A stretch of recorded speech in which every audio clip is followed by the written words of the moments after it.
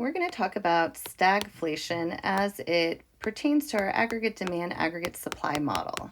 So let's start by drawing our standard model. We have GDP on the x-axis and the price level, so like the GDP deflator or the consumer price index on the y-axis. We have our upward sloping short run aggregate supply curve, our downward sloping aggregate demand curve, and the two intersect to create our equilibrium. So Y star, this is where the economy is currently at. This is our actual level of real GDP. And here is our current price level, so our GDP deflator. And I'm also going to add the long run aggregate supply curve going right through that intersection, right? So we know that at long run aggregate supply, we are at potential GDP. So to start, actual GDP is equal to potential GDP. All right, so now let's suppose that there is a negative supply shock in the economy. So a common cause of negative supply shocks would be the rise in the price of oil, since oil is used to produce many, many goods and services, or at least transport them. A rise in oil is going to increase the cost of producing many, many things, and so that'll be reflected in this inward or leftward shift of the short run aggregate supply curve. All right, so there's our new supply curve. And so this is going to move our short run equilibrium away from the long run equilibrium. So this is Y star 2 and P star 2. All right, so what we see here is that real GDP has fallen below potential GDP. And so this is causing some unemployment, which is not desired. And at the same time, we're experiencing inflation in the economy here with the price level rising. And so we have both economic stagnation in GDP falling, that's where the stag in stagflation comes from, and we have inflation. So that's where the inflation part of stagflation comes from. So this is really like a double negative. At the same time that people are losing their jobs and therefore their incomes, the cost of living is also rising. Right, so first let's consider how policy might be used to address this problem. Okay, well, policy is going to face some challenges here because, as we'll see, policy can only address either the unemployment problem or the inflation problem, and it cannot address them at the same time. In fact, by addressing one, it'll tend to make the other problem worse. So let's look at that. So first, let's say, okay, well, here we have this recessionary gap. GDP is low, and so unemployment is particularly high, and we want to reduce that. So unemployment is above the natural rate of unemployment, and we would like to bring it back down. So we can do that by conducting expansionary fiscal or monetary policy. If we do some expansionary fiscal policy, we have a few options. We can increase government spending, which will directly increase the demand curve. Just to remind you, the demand curve consists of consumer spending, government spending, investment spending by producers, and net exports. Right? So fiscal policy can increase demand by actually directly spending more by the government, or the government can lower taxes, which then puts more money in the pockets of households and therefore raises the C part, the consumer spending part of aggregate demand. Another option is to use expansionary monetary policy. And monetary policy in this case would act to drive down interest rates, which would make it cheaper to borrow money. And so we would see an increase in investment spending by producers, right? So aggregate demand would increase through that channel, right? So let's go ahead and draw that in our graph, this expansionary policy. Here's our new aggregate demand curve. And we see that we get back to potential GDP, right? So now Y star comes back this way towards potential GDP. Okay, so that's a good thing. We've gotten rid of the unemployment problem, but we've made the inflation problem worse, right? The price level is going up even more, right? So there's this trade-off between unemployment and inflation that we're dealing with.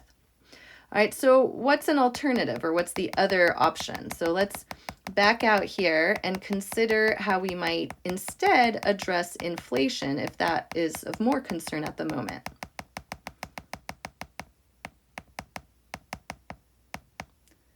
So if we want to address inflation, we need to actually contract the demand in order to bring down the price level, right? So we want aggregate demand to shift in now, so we would use contractionary policy to do that.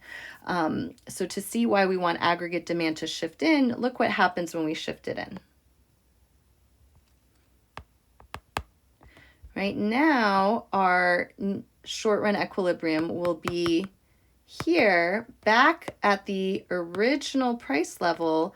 However, we'll have made the recessionary gap even larger, right? It'll stretch all the way out this way.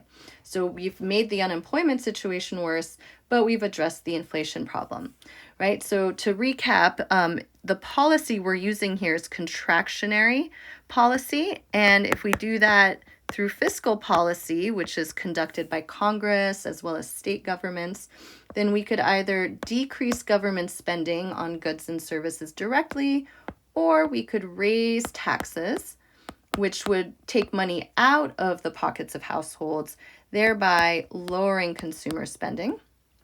All right, so either of those are options to reduce aggregate demand, or we can use contractionary monetary policy, which involves raising interest rates to make it more expensive to borrow money. And that in turn will cause the level of investment spending to fall, which also reduces aggregate demand, right? So again, there's that trade-off, right? We've addressed the inflation problem, but we've made the recessionary gap bigger and therefore exacerbated the unemployment problem.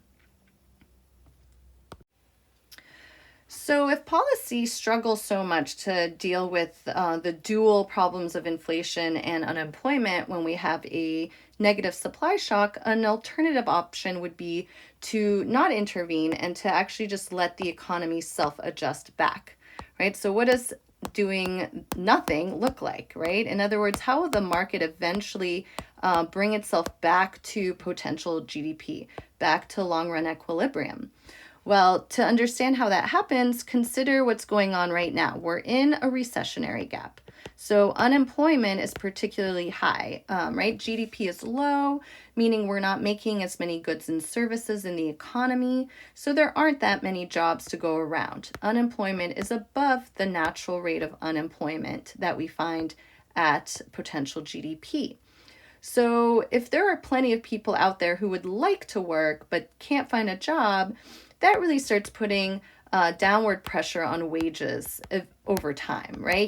If you're an employer, you can hire people that are skilled and competent, and you don't really have to offer them as much money as you might when economic times are better, right? Well, we know that when wages fall, that is a type of positive supply shock. And so in the graph here, a positive supply shock is reflected with a move to the right of the short-run aggregate supply curve. And so if we are currently here and this whole self-adjustment process starts happening, then we're going to move back to the long-run aggregate supply curve as the short-run aggregate supply curve shifts right.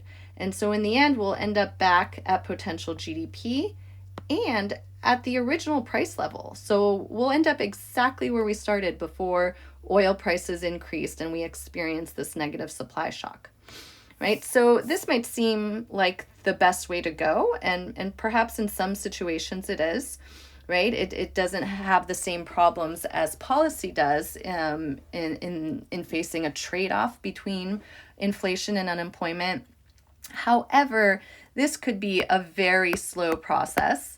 It could take a really long time, and so policy can certainly address various aspects of stagflation more quickly, especially the unemployment piece. And also, the key mechanism here driving this self-adjustment is that wages have to decrease over time.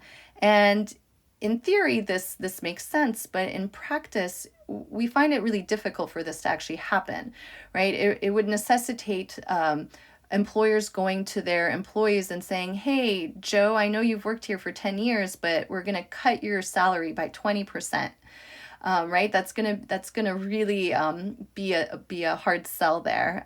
Plus, we have minimum wage laws that keep wages from falling too low. And in some industries, we have labor unions that would also really push against this tendency for wages to fall. So in practice, doing nothing also has its drawbacks.